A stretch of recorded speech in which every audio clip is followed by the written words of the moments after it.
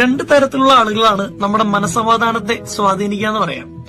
Category number 1, നമ്മൾ എന്തൊക്കെ ചെയ്താലും നമ്മളെ മനസ്സിലാകാതെ പോകുന്ന ചില മനുഷ്യർ, നമ്മുടെ കുറ്റങ്ങൾ എപ്പോഴും പറയുന്ന, നമ്മളെ കളിയാക്കിക്കൊണ്ടിരിക്കുന്ന ചിലർ. ഒരുപക്ഷെ അത് ബോസായിരിക്കാം, കൂടെ വർക്ക് ചെയ്യുന്ന ഒരു കൊളീഗായിരിക്കാം, കുടുംബത്തിൽ ആരെങ്കിലും ആയിരിക്കാം.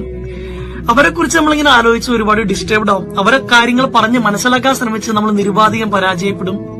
ഇനി രണ്ടാമതൊരു കാറ്റഗറി ആളുകളുണ്ട്, നമ്മളെ ആക്സെപ്റ്റ് ചെയ്യുന്ന ചില മനുഷ്യർ, നമ്മുടെ കുറവുകളോടുകൂടി നമ്മളെ സ്വീകരിക്കുന്ന, എപ്പോ ഓടിച്ചെന്നാലും നമ്മൾ കേൾക്കുന്ന ചില മനുഷ്യർ. നമ്മൾ ഫോക്കസ് ചെയ്യുന്നത് ഈ രണ്ടാമത്തെ കാറ്റഗറി ആളുകളിലേക്കാണ്. പൗലോ കൊയ്ലോ പറഞ്ഞൊരു വാചകമുണ്ട്, ചില വാതിലുകൾ അടച്ചിടുന്നതാണ് നല്ലത്. അത് അഹങ്കാരം കൊണ്ടല്ല, ദേഷ്യം കൊണ്ടല്ല. ആ വാതിൽ തുറന്നിട്ടാലും അതിൽ നിന്നൊരു വെളിച്ചോ കാറ്റൊന്നും വരാൻ പോണില്ല.